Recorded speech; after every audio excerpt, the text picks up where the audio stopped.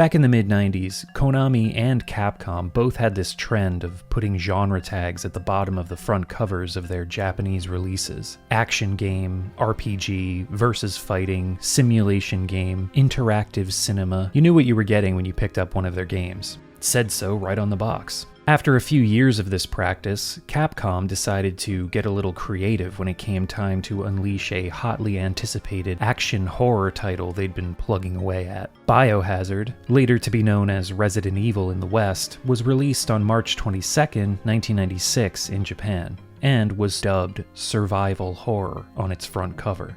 And this became the de facto term for an entire genre. Games journalists boldly printed the phrase in their coverage, and gamers en masse found the term sliding into their casual conversations. Capcom was so chuffed by the mass adoption of their clever turn of phrase that they tried various other experiments for later games. Panic horror for Dino Crisis, Sengoku survival action for Onimusha, and stylish hard action for Devil May Cry. None of these slid off the tongue with quite the same ease as survival horror. But even though Capcom created the term in 1996 for Resident Evil, the survival horror format was in a developmental state well before it had a fancy name for itself. Infogrames' Alone in the Dark in 1992 and Riverhill Soft's Dr. Hauser in 1994 were both antecedents to Resident Evil. They relied on spooky mansion settings, fixed camera angles, and clunky adventure game-style inventory management, all while piloting simple polygonal characters through 3D spaces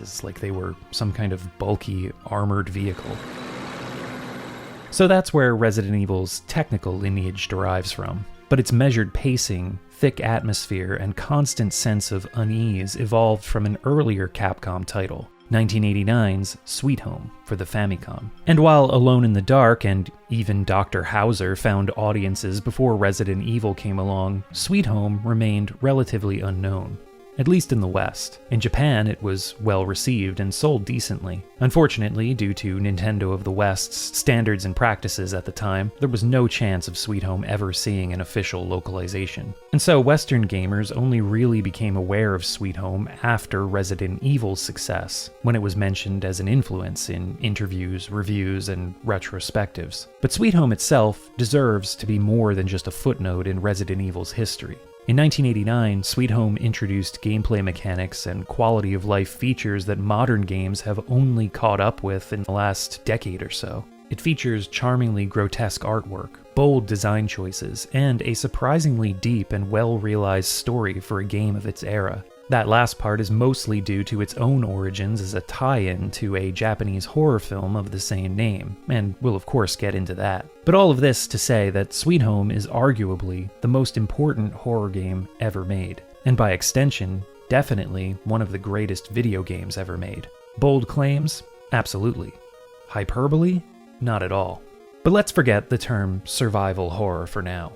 Sweet Home, developed by Capcom and released on December 15, 1989 for Nintendo Famicom, is, at its core, a turn-based RPG. You form a party, equip weapons, fight random encounters using commands from a menu, gain experience points, and level up. Sweet Home's more interesting traits are in its story and atmosphere, as well as its open exploration of a realistic location. Unlike most RPGs that relied on fantasy or sci-fi settings, Sweet Home is set entirely inside a spooky old mansion that, for the most part, adheres to a logical layout. Most of the things you find inside the mansion are not logical, per se, but the layout can be mapped and makes sense. Again, for the most part. The path to the lake on the west side of the estate is a bit wonky.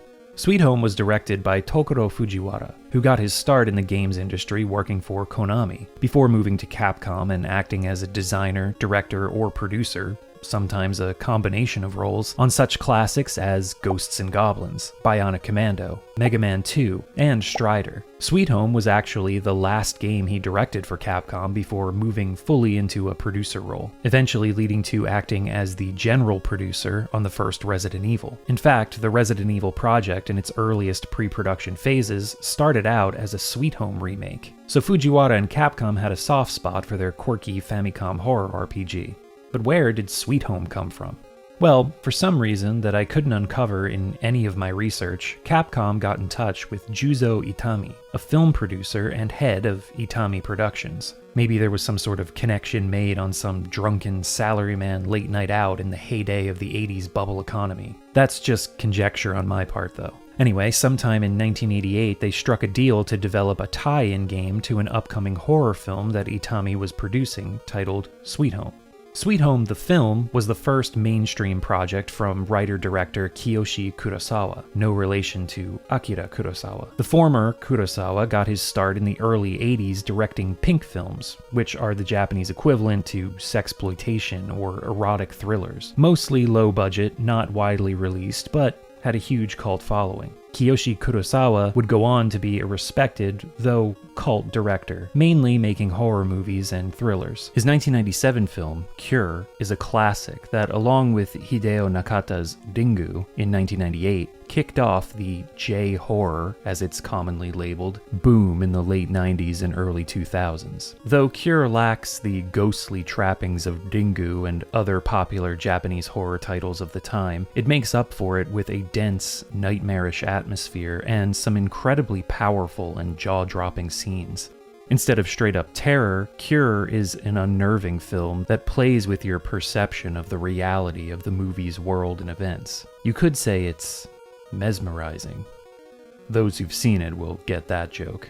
Kurosawa would throw his own hat in the more traditional J-horror ring, sorry for the pun there, with Pulse in 2001, another excellent movie. Kurosawa is still making films today. His latest, Cloud, was just released in Japanese theaters last year.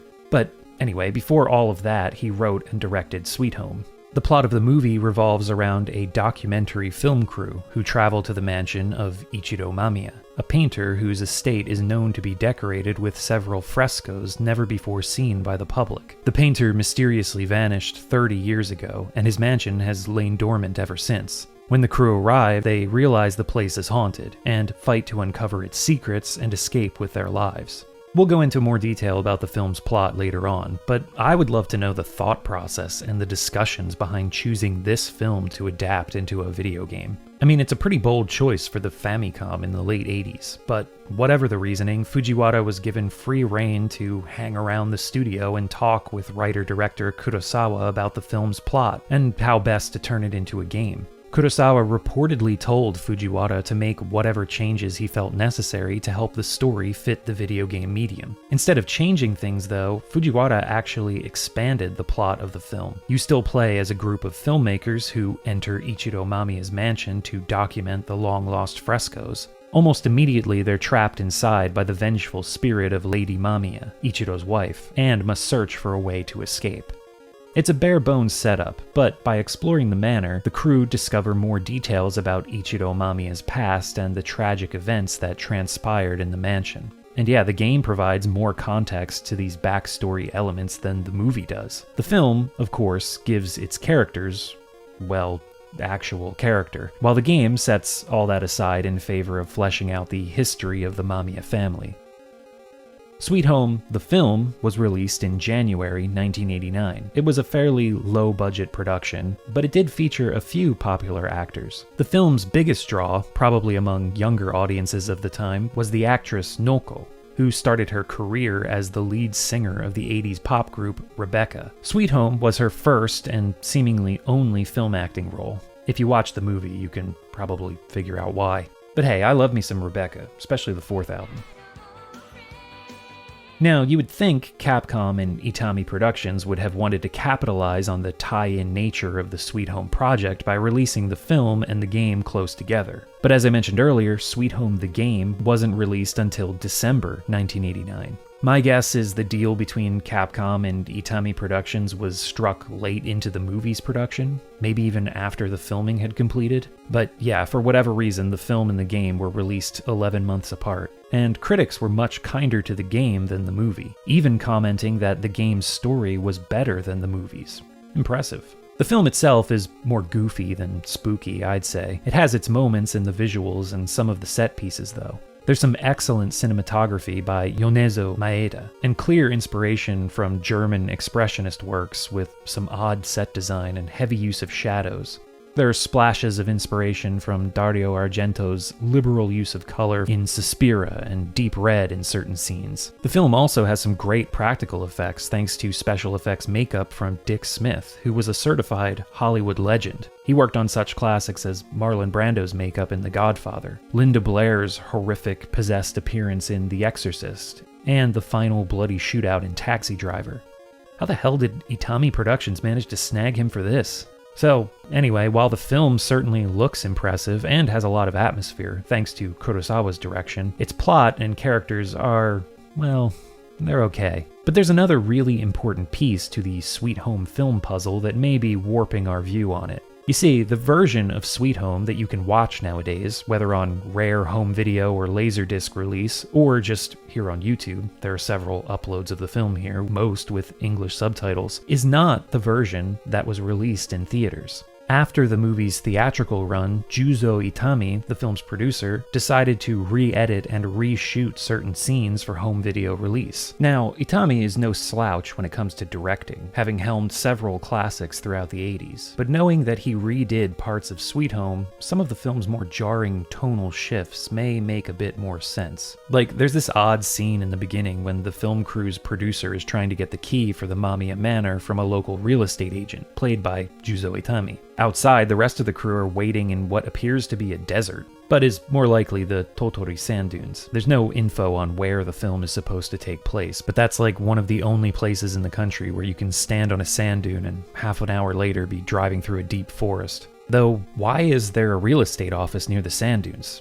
Anyway, the real estate agent refuses to hand over the key, even though the producer says that they have a permit to film there. Eventually, his boss comes in, wearing ballistic eyewear, and dumping a bucket load of sand from his shoe. Like, what is going on? There are also many other slapstick-esque moments throughout the movie that feel really weird juxtaposed with the more atmospheric horror elements. Like the scene where the cameraman drags this ridiculous executioner's axe up to the room where they've set up a production studio and then stumbles around with it like a bad Abbott and Costello bit. But even the more subtle, spooky scenes have an underlying strangeness to them. Like, there's a scene that's wonderfully shot where one of the women washes her hair and sort of starts to become possessed by the spirit of the house. It's fantastic, but why is she washing her hair in this basin in the middle of the room with the fresco they're meant to be filming? Why is the camera guy helping her? There are hints that maybe they're together, but still, it's just bizarre. I'm not complaining about any of this, by the way. It's surreal and jarring, but I kinda love it. This is the kind of stuff I live for, but it's still fun to pick it apart. Anyway, my point is that it's actually pretty difficult to discern what scenes were added for the home video release. If you watch Kiyoshi Kurosawa's later work, it has a much more subdued, atmospheric tone, but his early works were exploitation films, and the film he did right after Sweet Home, The Guard from Underground, is a straight-up gory slasher flick that's kind of over the top.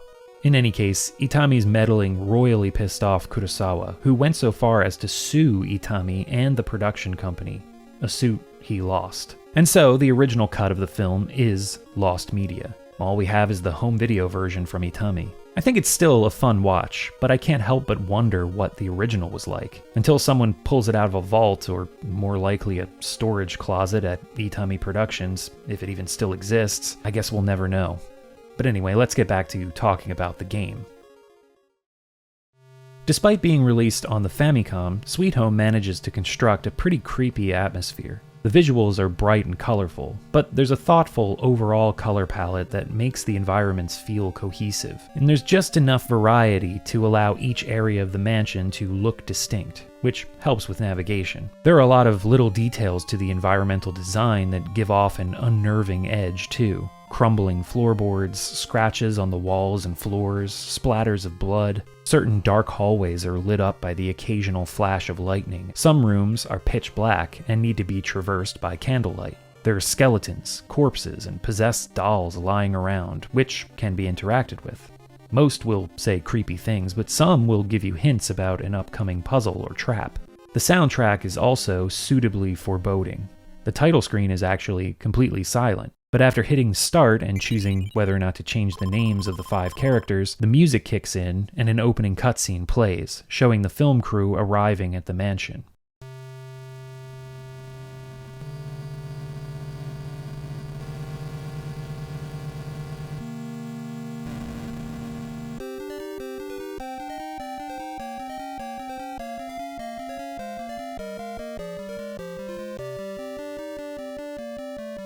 We even get a door transition, so Resident Evil copped that too. These happen quite frequently throughout the game as you unlock new areas of the mansion. Each section of the mansion has a different musical theme. My favorite is the one that plays on the second floor in the area above the courtyard. It's just got this head-bobbing rhythm to it.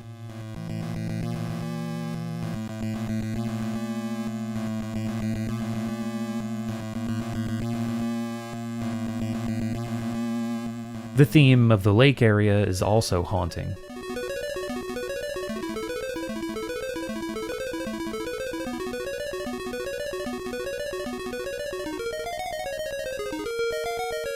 And how could I not mention the battle theme, which you'll be hearing a lot. Like the best battle themes though, it never really gets tiring and sets the mood for these frequent moments.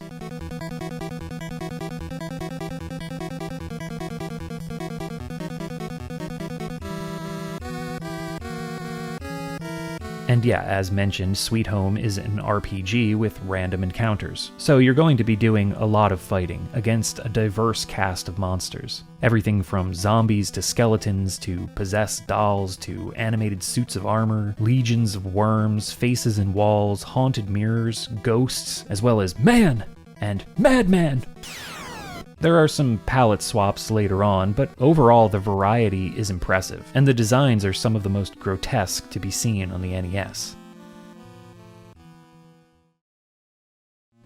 The first thing you need to do once the game hands over control is talk to your other crew members and team up to form a party. You can only have 3 characters in a party, so your other 2 characters will just have to pair up. You can swap back and forth between the 2 parties at any time while exploring by selecting Party from the menu. You can even change the leader of the party depending on the character you select from this menu. And in a shocking twist from pretty much every horror film and game ever made, it's actually a good idea to keep your parties relatively close together while roaming the mansion. We'll talk about why later on, but for now, let's introduce our characters. Each of them are analogs to their film counterparts. Kazuo is the producer on the team, and the first character that the game puts you in direct control of. Then there's Emi, his college-age daughter and volunteer production assistant. Akiko, the director. Taguchi, the cameraman, whose name was changed to Taro in Gaijin Productions' legendary fan translation, which I played to capture this footage. The name was most likely changed because they only had 5 character spaces to work with. And finally, Asuka, the host of the documentary. Each of the characters has a special tool that they use to solve puzzles and help progress through the game, and these are based on aspects of the film as well. Taguchi, or Taro, as I'll refer to him while talking about the game, has a camera, because that's his job. Asuka has a vacuum, because in the film she uses it to clean the frescoes. Emi has the mansion's master key, because in one scene she borrows it to explore the mansion. Akiko has a medical kit, because there's one scene in the film where she uses one. And Kazuo has a lighter, because he smokes a cigarette at one point, I think? Or wait, that was Akiko. Well, he uses a lantern in one scene, so lantern, lighter, close enough, I guess. The game leads you into the room with the first fresco. Taking a photo of it with Taro's camera provides you with a hint that frescoes offer clues on what to do or where to go next. Sometimes they just give bits of the Mamiya family's backstory. Some later frescoes need to be cleaned by using Asuka's vacuum, just like in the movie. After checking out this first room, you can use Emi's key to unlock the door on the right, but shortly after this, the mansion pretty much opens up and you're free to explore. And surprisingly, most of it is optional. For example, there are darkened hallways and rooms in certain parts of the house. This is because the generator is out. So you could do a pretty esoteric puzzle where you need to find a spear held by a suit of armor in one room, and then take that spear and put it in the hands of another suit of armor, then pray in front of it, which will cause lightning to strike, breaking a wall and allowing access to the part of the house where the generator is. And then you need to gain access to the shed with the gas container, so you can use that to refill the generator and start it up so the lights turn on in those darkened parts of the house, just like the scene in the movie where Taguchi fills the generator so the lights turn on. Or you could ignore that entire little side quest and just use a candle to move through the darkened areas. Or navigate them in darkness, which I'd only recommend on a second playthrough and only if you really know where you're going. There are other rooms and whole entire parts of the house that are unnecessary to visit in order to progress. Heck, you don't even need to find the frescoes if you don't want to. You'll miss out on puzzle hints and story bits, but there are no triggers associated with reading the messages hidden in the paintings. It's kind of amazing the amount of freedom the game gives you when it comes to exploration. This does lend to some confusion as to where to go or what to do sometimes, so ultimately you do end up having to be pretty thorough, but that's fantastic design if you ask me. The game pushes you to explore. There are lots of items lying around the mansion. Each character only has 2 inventory spaces though, so in what has become a staple of many survival horror games, inventory management is a big part of the gameplay. You can swap items around between parties and individual members, but inevitably you're going to run out of space and have to leave stuff behind. Item locations remain static, so you can come back to pick up stuff you need later. Just don't forget where you left that gemstone needed to dispel the blue energy blocking your way into a room with another plot-critical item. I sure didn't do that and didn't have to backtrack all over the basement of the mansion trying to remember where I left it. Nope, not me. But yeah, sometimes it can be hard to tell what you need and what you don't. Now, a lot of people often bring up the gameplay trope of limited inventory space and item management in relation to the survival horror genre. I just did, but back in Sweet Home's day, this was from other RPGs. The Wizardry series, along with Ultima, but Wizardry was slightly more popular in Japan, used a similar limited inventory system where you needed to manage items among your party. Sometimes you'd have to leave behind important items and come back for them later. And this system was of course derived from tabletop RPGs, which took their inspiration from, well, you know, people with pockets and maybe satchels to carry around things in real life. Also, according to 5th edition, your strength score multiplied by 15. And that carries over to real life too. But yeah, I just find it interesting that a limited inventory and item management are often ascribed to survival horror, but RPGs really started that whole thing. They just dropped it after a while because it's fucking annoying.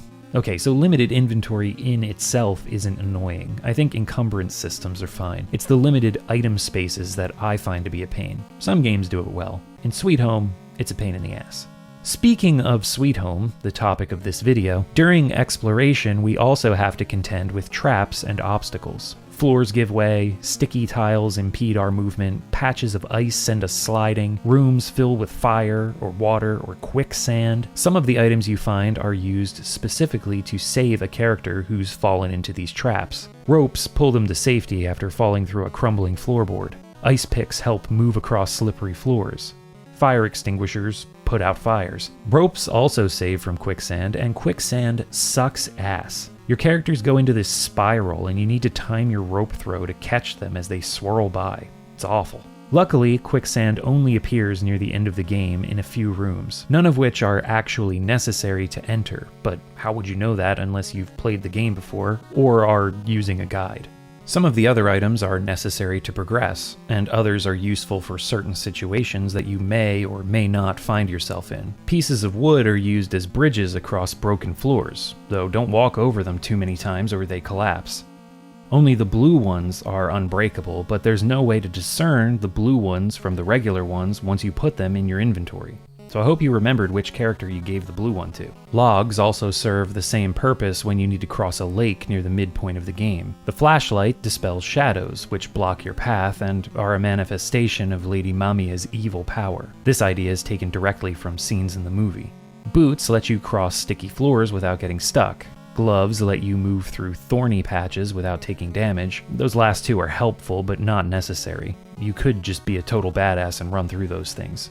Sometimes while exploring, a dagger, chair, statue, or falling chandelier will fly at one of your party members out of nowhere, and you'll need to select how to dodge out of the way. Certain actions seem to work consistently for certain objects, but sometimes it seemed like it was just random. If you fail, you suffer a bit of damage, but these can kill your party members if your HP is too low. There are also little orbs and bigger ghosts that will fly through certain rooms. If they touch one of your party members, that character will be transported somewhere else in the mansion. The party swap feature is nice here because you can figure out where they went at least, though it's best to send your team back to pick up the missing member instead of having them go it alone. All of these traps are one of the big reasons to keep your two parties close to each other. If one of your characters falls into a trap and you need to rescue them, you have a limited time to do so. And if the character with the item that can save them is in the other party that's too far away to make it there in time, that party member dies. And death in Sweet Home is permanent.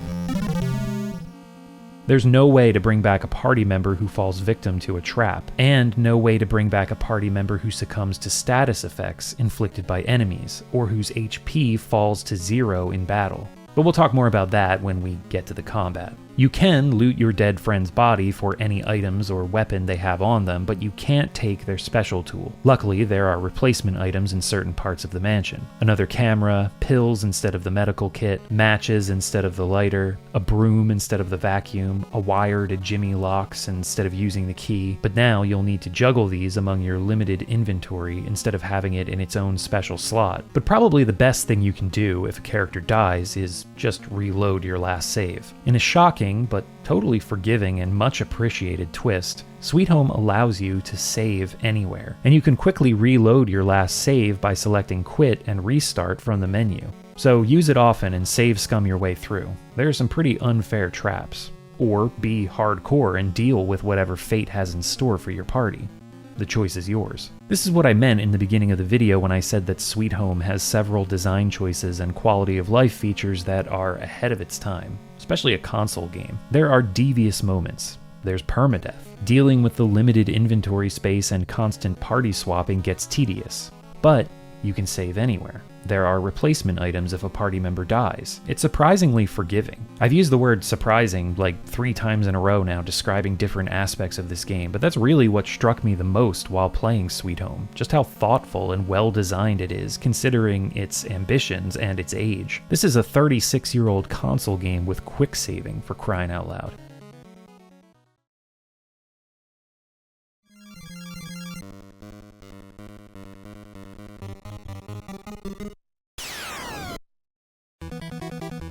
Let's talk about combat, because it makes up a significant part of Sweet Home and is another big reason to keep your two parties close together during exploration. Each character has a dedicated slot for a weapon, of which there are many lying around the mansion, from fruit knives to silver blades, axes to pitchforks. Some can only be equipped by the men, Kazuo and Taro, while others can only be equipped by the women, Akiko, Asuka, and Emi. Though these weapons are mainly in the middle of the game, and towards the end when you stumble across the really strong stuff, anyone can equip those. You can also use your special tools in combat as well, which are effective against certain enemy types. For example, Kazuo's lighter does big damage to the worm horde, while Taro's camera stuns bats. Some items you find around the mansion are also useful in battle, like the mallet that smashes rocks obstructing your path can also be used against the mirror enemies for big damage. You can also use the mallet to break the mirrors so the enemies don't bother you anymore. Sometimes there are secrets behind the mirrors.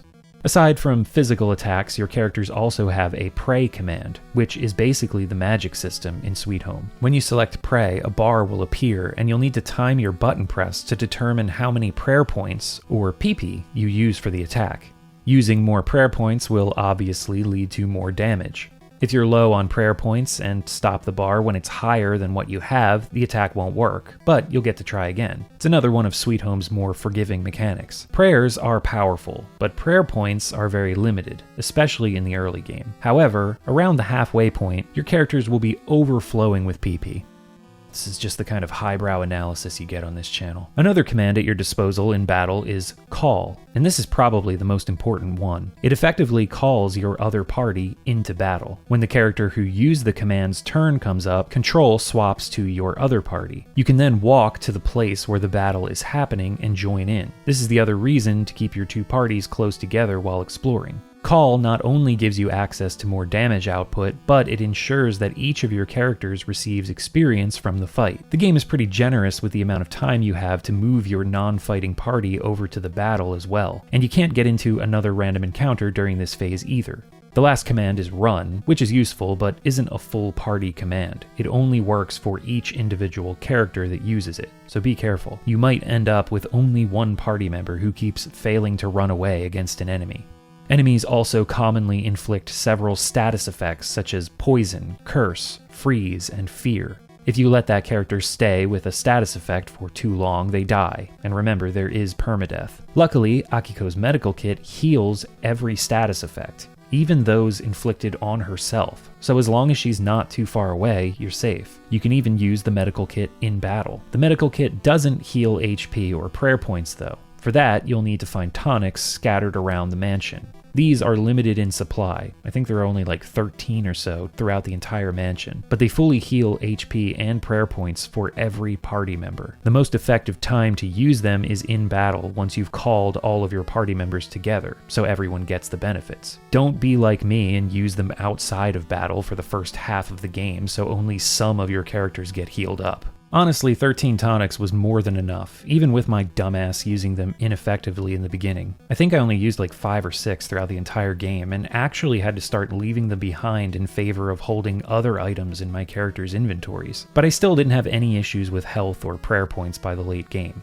There's also a secret item you can find that fully heals prayer points, and has unlimited uses. It's near the end of the game, but not so close to the end that it's useless, which is nice. The game honestly becomes a bit of a cakewalk if you're thorough with your exploration. So yeah, once again, Sweet Home's gameplay is incredibly forgiving for what many people deem a survival horror title. The random encounter rate is a bit high, and juggling both of your parties can be annoying at times. I can't tell you how many times I was trying to make progress through the mansion, swapping between my parties, but then my back party would get into a fight, so I'd have to have my lead party turn around to go back and help them. So many times I was trying to rearrange party members or get to someone to swap an item or use the medical kit and then get into a random encounter. One time I saved the game, and as soon as I closed the menu, I got into a fight. I didn't even move. Reloading the save had the same thing happen, so I must have triggered the encounter at the moment I opened the menu. There were also several times where I'd run into a key item with one team but be full up on other important items. So I'd have to go back and do a bunch of inventory management with my other party so I could head back to grab the needed item. Most of the time I just laughed at these minor annoyances. A frustrated, exasperated laugh, but a laugh nonetheless. Even with these complaints, Sweet Home is an enjoyable experience. As for the story, once again, it's impressive how closely it follows many of the major beats of the film.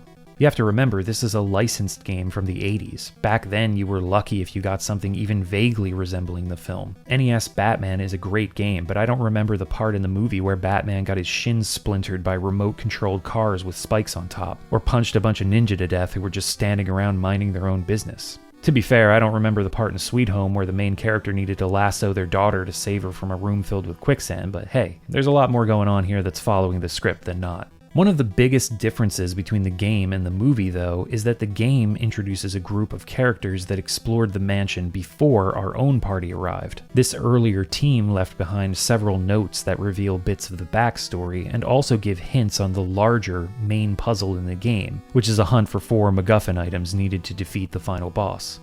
I'm going to talk about the story of both the game and the movie now, which will contain spoilers. So if you'd like to experience Sweet Home for yourself, you can skip to this time to get my final thoughts. Or you could stop here, play the game, watch the movie, and come back later. The movie's an hour and a half, and the game only took me about 9 hours to get through. And that was while stopping to take notes. Or another option, you could just keep watching. That's definitely the option that benefits me the most, but, you know, it's not all about me. You gotta make your own decisions in life sometimes. You know what I'm saying, son?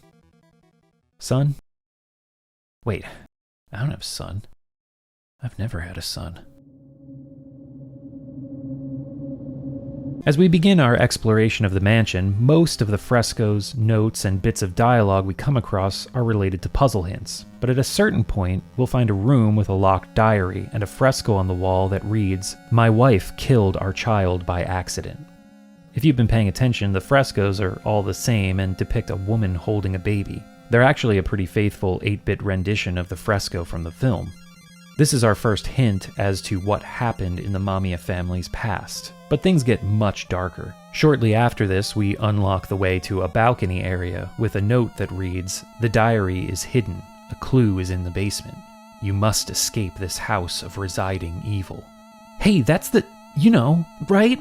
The original Japanese reads something like, "Unless you uncover the mansion's secret, you'll never escape." So this is just a little Easter egg thrown in by the fan translators, who were obviously aware of Sweet Home's influence on the original Resident Evil. I like it. After passing through a very sticky room and finding a ladder that allows us to head down to the first floor, we come across a room with a fountain. The water's still flowing, so we take a cool, refreshing drink. But then, the fountain's water turns to blood. "Fools, you drank the blood of my victims." Gross. We can fill a bucket with the blood and use it to melt a bronze statue blocking our path to the lake, so I guess it was worth it.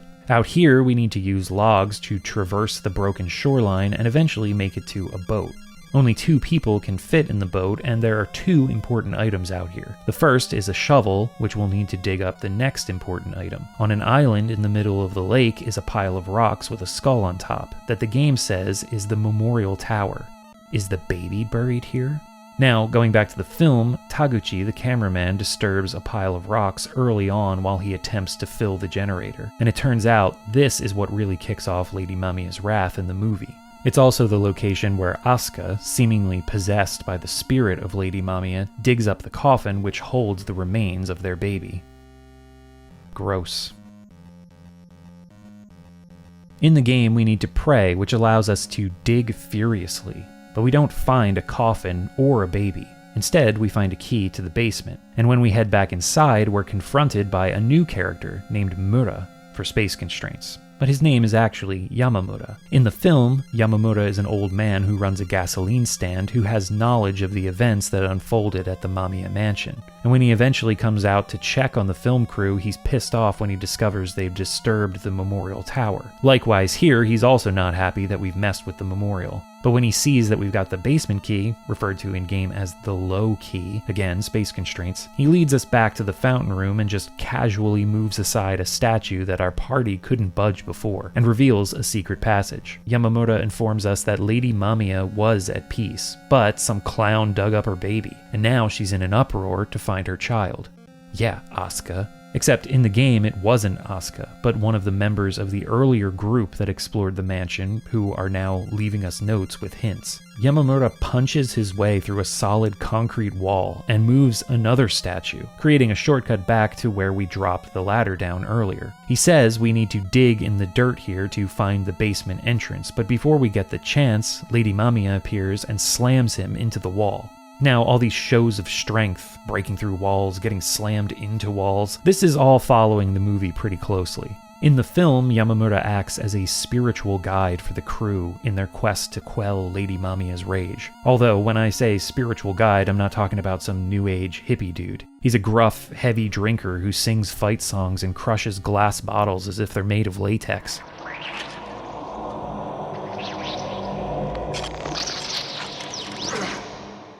He's the best character in the movie. Anyway, in the game, he's dead now. But now that we've seen his display of strength, we're strong enough to move blue statues ourselves. If we push the one that Yamamura moved into the north courtyard back into the room with the fountain and then knock it in, we'll get an item that's just called Tool. Despite its generic name, this is the first of the 4 MacGuffins we need to complete the game. So don't lose it. This tool also appears in the film as a protective totem. And just to reiterate, in case everything I'm doing here sounds like utter nonsense, the clues to figure out these actions are found by taking photos of the frescoes. I mean, that doesn't make it any less nonsensical, but at least you can try to figure it out. Around this area, there's also a fresco with another secret message from Ichiro Mamiya that says, "My wife killed a child for a playmate." Anyway, now that we have the tool, we can go back to the dirt floor near the ladder and open up the path to the basement. Down here, we meet a random guy who wants a shovel, and after giving it to him, the entire basement floods.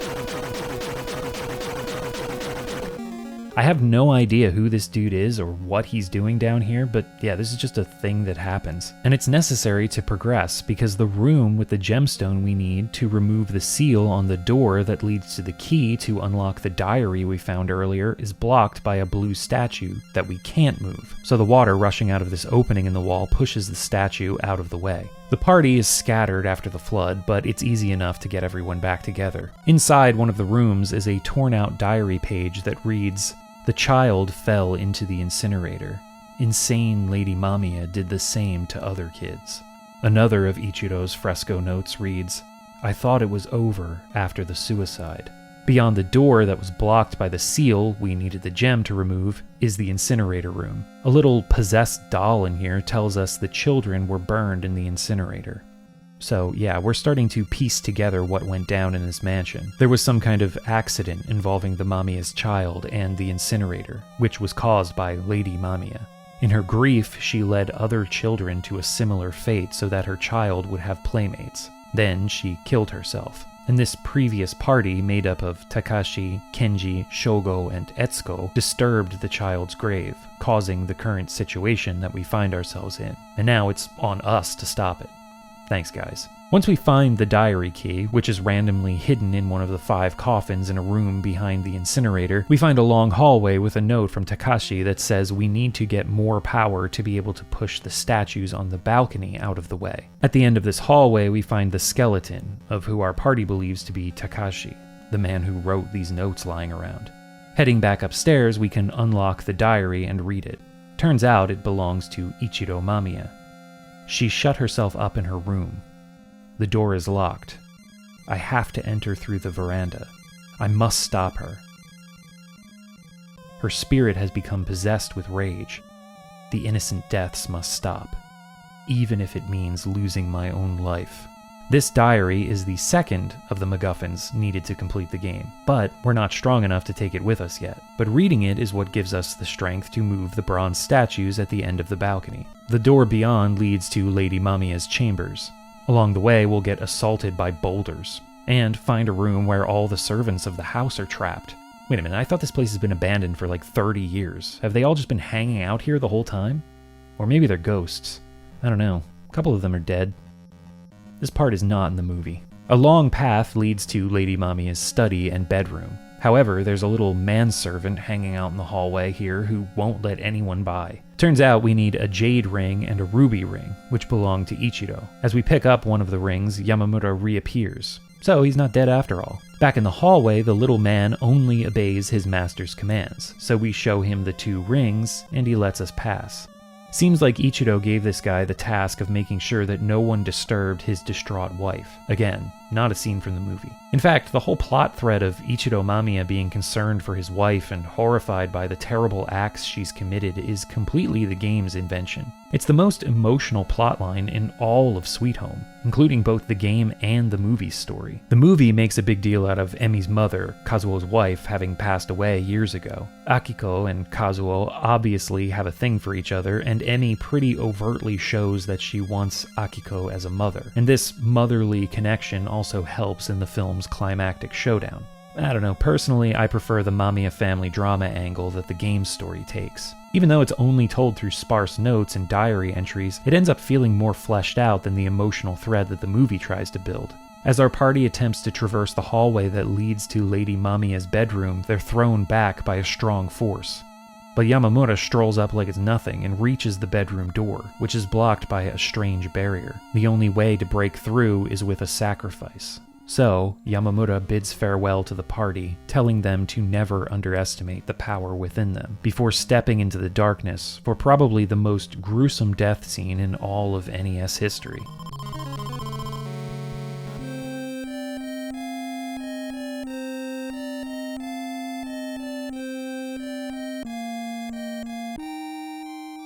Yamamura's sacrifice is also a scene taken directly from the film, so it's pretty neat to see it reenacted here. Unfortunately, he got rid of the barrier, but not Lady Mamiya, who makes her appearance as soon as we step into the bedroom.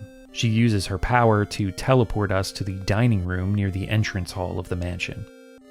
Luckily, our other party should be back in the hallway leading to the bedroom, so we can use them to go into the room and take the gold key lying on the floor. The note on the fresco here reads, "I need the tool, diary, photo, and coffin." Our first in-game hint of the 4 key items needed to defeat Lady Mamiya.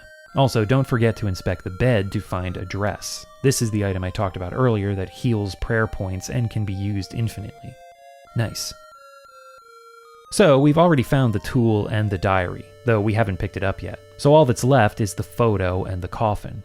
The gold key will unlock 4 doors throughout the mansion that lead to some key items. And here's where figuring out what to do next becomes a bit murky. So the fresco in Lady Mamiya's bedroom mentioned these 4 items, but the gold key actually leads to 3 projector slides and the projector room. The only hints you get about the slides and the projector room are on frescoes that are behind 2 of the doors unlocked by the gold key. I hope you remembered where those last few locked doors in the mansion are. This took me quite a while, and it's easily the most confusing part of the game just because of the lack of info about what you're actually meant to be doing.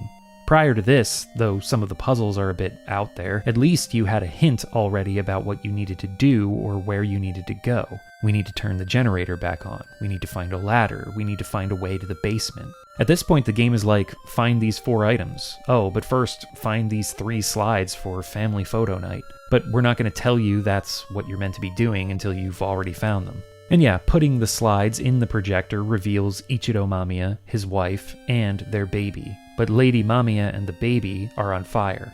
This is another scene taken from the film, though it happens much earlier in the movie. When Emmy goes off to wander the mansion, she finds a projector with slides of the family, but it burns up while she's using it. When we pray at the projector, a hole opens up in the wall, which leads to the upper walkway that we've been able to see since the beginning of the game. This leads to the upper part of the courtyard area, where we threw the ladder down and found the basement entrance. We can finally grab the key up here that we were able to see while we were exploring down there all that time ago. This iron key unlocks the gates in the basement where we found the first slide. Again, there's a scene in the movie where they go down to the basement and unlock some iron gates. Neat. The photo is in one of the rooms down here, and a stairway leads into the dungeon. What was reclusive painter Ichiro Mamiya doing with a dungeon in his house? Well, he buried his dead kid down here, and some other dead kids too, probably. We find the coffin in a room full of coffins. The one we need is the only one we're able to pick up and stuff in our pockets. It must just be whatever we can fit in our pockets with such limited inventory space. There's also a fresco down here that gives the hint, "Blue flames in hand." In these last few areas, we've been finding blue candles. Back in the area outside of Lady Mamiya's bedroom, there are 3 statues with their hands out. Placing the candles there and using Kazuo's lighter will activate the path to the final area in the game. To open the path, though, we need to pray, and we have to have over 80 prayer points. So there is a level requirement to enter the final area of the game. This should be no problem considering the high encounter rate, but I tried to use Kazuo to pray first, and his level was too low. 1 level up was all I needed to gain enough, but yeah, interesting to note that the end has a level requirement. I think you need at least 1 character at level 17 to do this. Afterwards, the statues crumble, revealing the way forward. Make sure you have the tool, photo, coffin, and diary. You're now strong enough to pick it up off the table. And head into the final area. Now this doesn't look like a mold infestation you want to have to deal with. So the final area doesn't have any random encounters, but we do have these little bitches. We've encountered these things before, and they act like the orbs and spirits that appear earlier in the game, except they track our party members in these weird elliptical patterns. If we get touched, we'll wind up back in Lady Mamiya's bedroom. At this point, both doors to the bedroom are unlocked, so it's a short trek back to where we were, but it's still annoying. It's a pain trying to navigate the whole party through here. Luckily, there are spots where we can hide under the overhanging paths.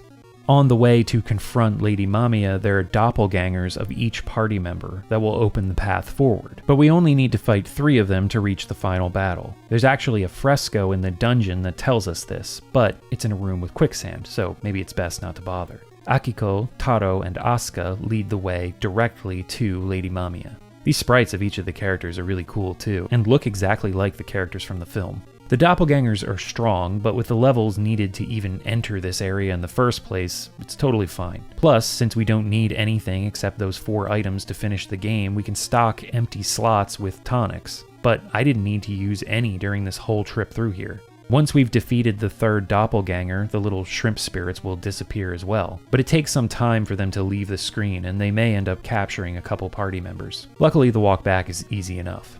And with that, we enter the final battle with Lady Mamiya.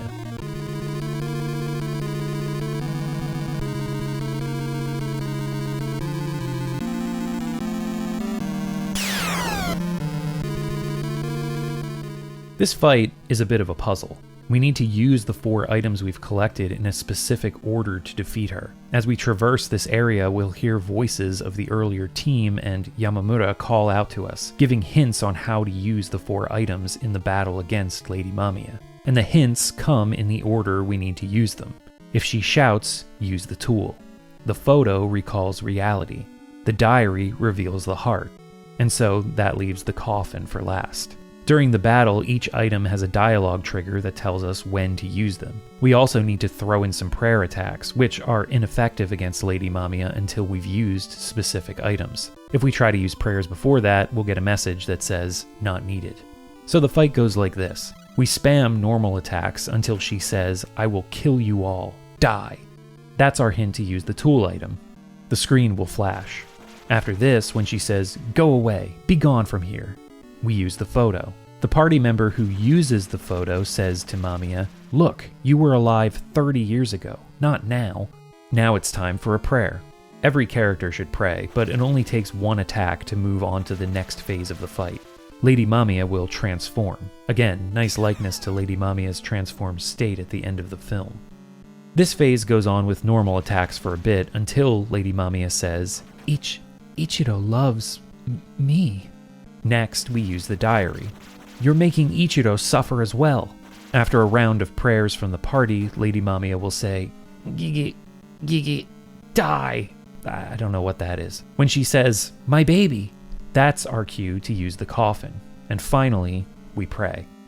When the prayer attack lands, Lady Mamiya disappears and our characters are blown through the void. They all come together outside of the hole in the wall that led to the final area. And this guy rolls up and says, "Lady Mamiya said you were here. She's at peace now and the estate is serene once more." Who the fuck are you? A final cutscene plays where Lady Mamiya's cleansed spirit rises from the house. Also, another scene from the film.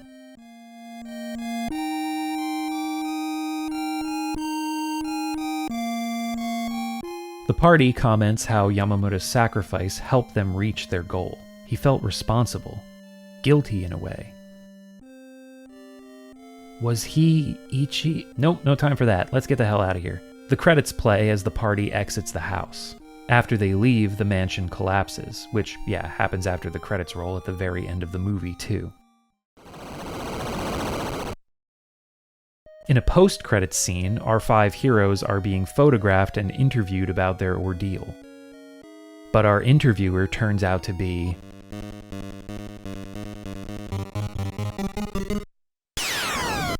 a man! There are actually different endings depending on how many characters survived. With only 4 characters, after the mansion crumbles, we see lights rising from the ruins, and the party comments how they represent the spirits who are finally free. The final line is bittersweet. I wish we all survived. With only 3 characters, there's only a black screen that just says only 3 were able to escape, and we see 2 spirits pass across the screen. Which I feel is a missed opportunity, since this is the canon ending of the film. Taguchi, the cameraman, and Asuka, the host, get some pretty gruesome deaths. Taguchi gets sliced in half by the burning shadows, and Asuka takes an executioner's axe to the face. With only 2 survivors, it's the same, but 3 spirits pass across the screen. And if only 1 character survives, they erect a memorial for Yamamoto, the wife, child, and the group. Personally, I like the 4-survivor ending the best. That line, "I wish we all survived," really tugs at the heartstrings.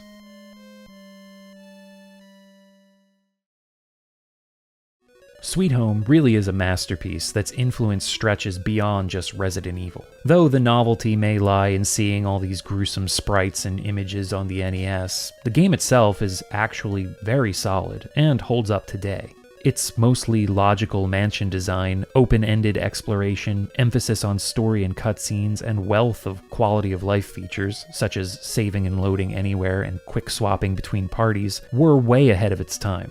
Sure, there are some crusty design choices holding it back, like the limited inventory and high encounter rate. And even though, quick swapping between parties is a nice feature, I feel like since the game is clearly designed for you to keep your parties close together anyway, why not just allow for a party of all 5? It would cut down on the tedium of moving everyone in tandem. But overall, I feel like these are minor gripes that can be forgiven due to the game's age. Sweet Home is still a chilling and fun gameplay experience, with great pacing and a well-told narrative. And I prefer the focus the game gives to the Mamiya family's history over the choice of the film to try to shoehorn in a mother-daughter family dynamic between its characters. Though, watching the film first and being able to see all of the little elements the developers pulled to build the game around is a nice bonus. And though it may be known by wider audiences as just that old NES game that inspired Resident Evil, I think it deserves to stand on its own, outside of the shadow of its much more successful younger brother.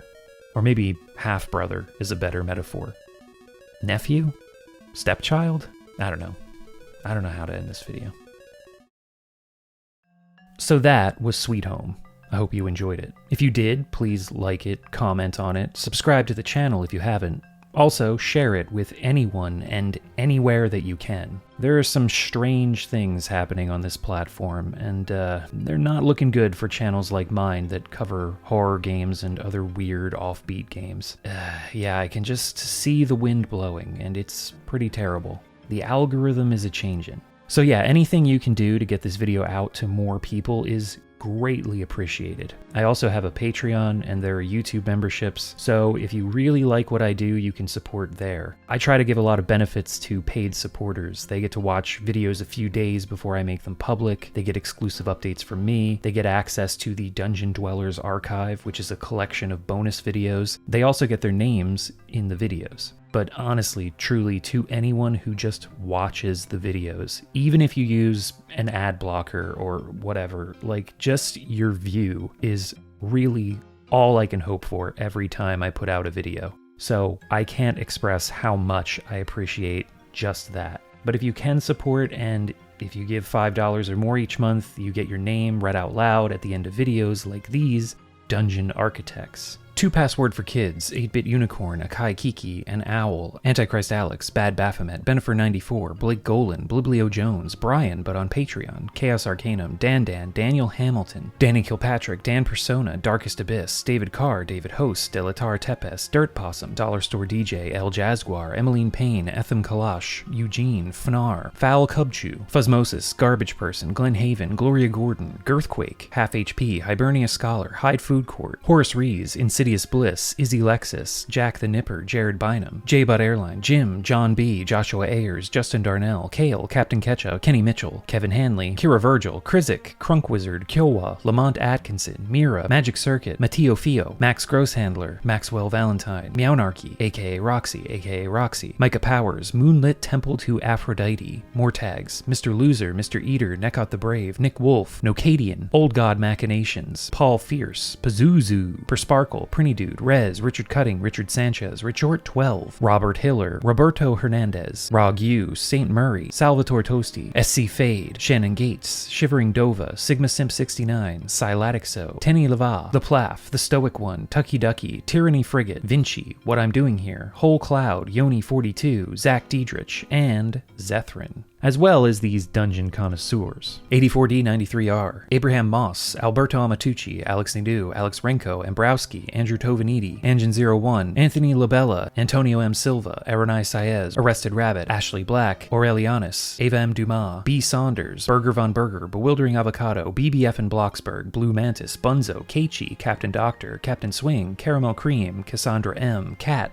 Soup, Cerebral, Churm Slurm, Chris, Zappa Slave Collins, Chumpkins, Claim, Claire Myers, Cloudy Wizard, Cohort, Cormac, Crassus Zero, Crippler Jones, Chris Lafort L, Crooked Rook, Dale Walden, Daniel Tallow, Dapney, Days Clockwork, Dean Hubbard, Deco, Daroko, Devil's Honey, Dr. Jellybean, Dogleaf, Dragon Ace SG7, Drebo Bebop, Drykantbrot, Dribdebach, Dungeon Chili, Dunny Zero, Dust Bunny, Enrico Amato, Eric Clapton, Fangro, Francine Bridge, Gandalf the Gay, Hokon Boyum, Harvey Bodega, Heartman, I'm in Your Walls Drinking Soup, Icehammer 82, I Love Misty 1985, Indigo Happy, Irregular Rob, It's a Mia Nekokami, It's Dizzy, Jack and the Candle, Jack Brew 001 Official, James Chambers, Jason Cook, Jay Jombles, J Rob, Jeffrey Koenig, Gemma, Jericho Igdanis, Joan Valise, Jogoth Jollybean, Joshua Weber, King Bonkers, Error 1884, Cami Kang, Karen Rosenow, Kasumi, Keith Bastow Cox, Keywork Doggo, Nomadic, Critter, Lady Nagrum, Lady Noraemon, Lampshader, Lamidgeton, Leonardo Shores de Souza, Liana, Lux Custodes, Macrophage, Man with Confetti, Masakishi, Matt Norad, Matthew Samael, Max Allison, Max Cohen, Maxwell Bauer, McEldrich, Michael Carpenter, Michael H. Prey, Michael Oliver, Middy is a Bean, Minced Meat, Miss M, Mr. Independent, Monkey Kid 61, Mr. Al Packleton, Mumbles, Nagatochi, Neckrunner, Nelno, Nick, Oheimkai,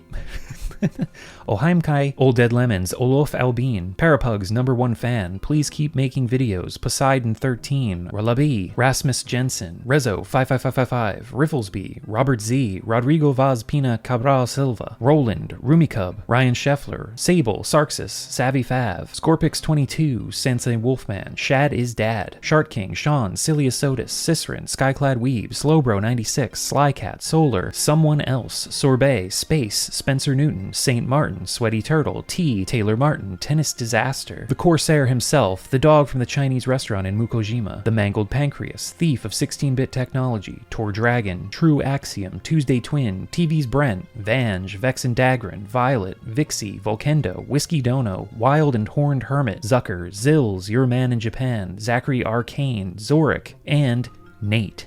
Thank you all for your support, and thank you very much for watching. Next video in October. If you're a patron or YouTube member, there's probably already a post letting you know what that video is. Until then, Sweet Home. Check it out. Dungeon Chill. Out.